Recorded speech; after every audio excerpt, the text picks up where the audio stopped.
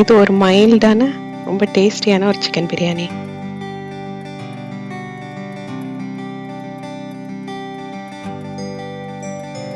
இந்த மெஷரிங் கப்பில் 2 cups India Gate classic basmati rice எடுத்திருக்கேன்.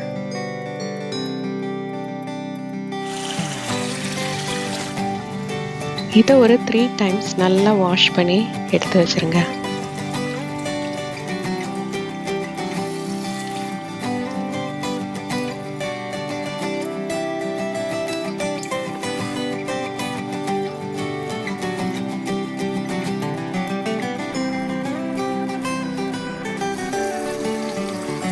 இது ஒரு 1 hour ஊற வைக்கணும்.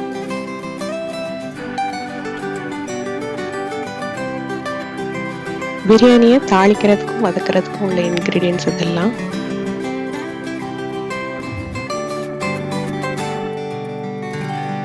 ஸோ இந்த பிரியாணிக்கு சேர்க்குற ஜிஞ்சர் கார்லிக் பேஸ்டில் வந்து எக்ஸ்ட்ராவாக நான் வந்து ஒரு கொஞ்சம் ஜீரகம் ஆட் பண்ணியிருக்கேன். ஸோ பட்டை கிராம்பு ஏலக்காய் கூட பெருஞ்சீரகமும் ஜீரகமும் இது கூட சேருது. இது வந்து தாளிக்கிறதுக்கு போடுற பட்டை கிராம்பு ஏலக்காய். தயிரும் லெமன் ஜூஸும் கூட ஆட் பண்ண போகிறோம். நல்லா ஒரு கப் ஆயில் விட்டு அதில் வந்து பாதி ஸ்லைஸ் பண்ண ஆனியனை நல்லா கோல்டன் ப்ரௌன் ஆட்டு ஃப்ரை பண்ணி எடுக்க போகிறோம். ஆனியன் வேகிறதுக்கு கொஞ்சம் சால்ட் போடுறேன்.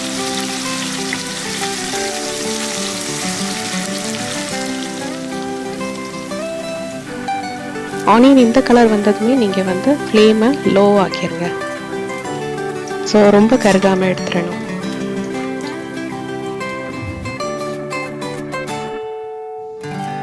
அப்புறமா எண்ணெயில் வந்து இந்த பட்டை கிராம்பு ஏலக்காவை போட்டு தாளிக்க போகிறோம். அது கூட மீதி இருக்கிற ஆனியனையும் சேர்த்து வதக்க போகிறோம். கொஞ்சம் சால்ட் போடுறேன்.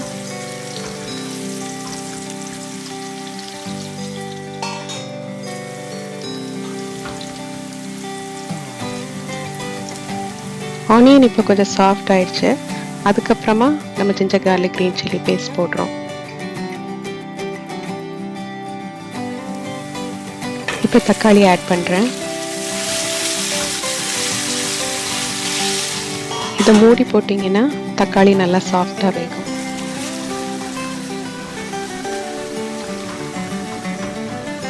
இது கூட 6 சிக்கன் பீசஸ் ஆட் பண்ணுறேன். green chillies ஆட் பண்ணியிருக்கேன். And 2 tablespoons lemon juice add பண்ணியிருக்கேன்.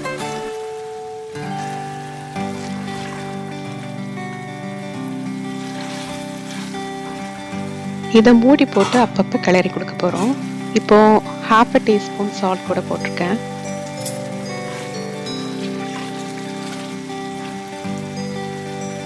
½ கப் தயிர் சேர்க்குறேன்.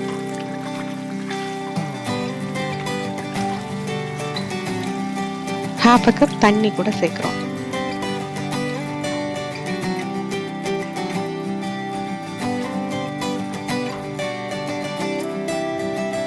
அண்ட் இதில் உள்ள உப்பு புளிப்பு பேலன்ஸ் பண்ணுறதுக்கு 1 டீஸ்பூன் சுகர் சேர்த்துருக்கேன். இதை வந்து மூடி போட்டு மீடியம் ஹீட்லேயே வேகட்டும். இன்னொரு பாத்திரத்தில் 3 கப் தண்ணி ஆட் பண்ணுறேன். அதில் 1 டீஸ்பூன் சால்ட், 1 டீஸ்பூன் நெய் விட்டு இதில் இந்த அரிசியை வேக வைக்க போகிறோம்.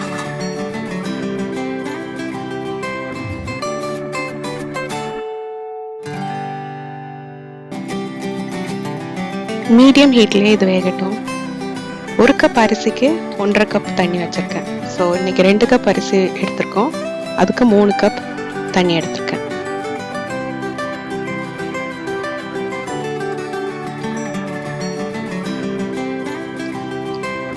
அரிசி 3/4 பதம் வெந்ததுமே ஸ்டவ்வை ஆஃப் பண்ணிடலாம். ஸோ இந்த ஸ்டேஜில் நீங்கள் வந்து லிட்டை போட்டு மூடி ஸ்டவ்வை ஆஃப் பண்ணிடுங்க. ஸோ 3/4 குக் ஆயிடுச்சு.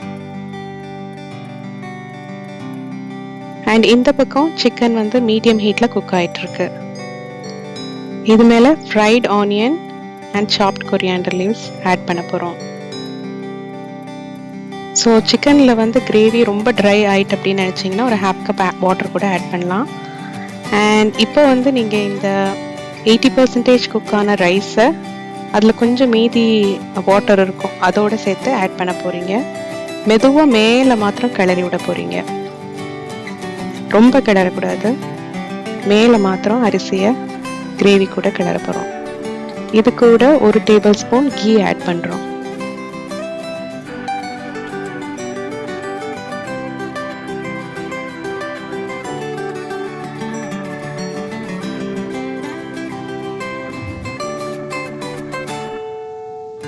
இந்த மாதிரி ஸ்பூனுக்கு பேக் வச்சு ஹோல்ஸ் போட போகிறோம். எதுக்குன்னா அந்த ஸ்டீம் வந்து மேலே வந்தால் ரைஸ் நல்லா ஈவனாக தம் ஆகும். அதுக்காக தான். மூடி போட்டு 1 மினிட் மீடியம் ஹீட்டில் வேகட்டும். அதுக்கப்புறமா லோ ஃப்ளேமில் வச்சு 15 மினிட்ஸ் வேக வைக்க போகிறோம்.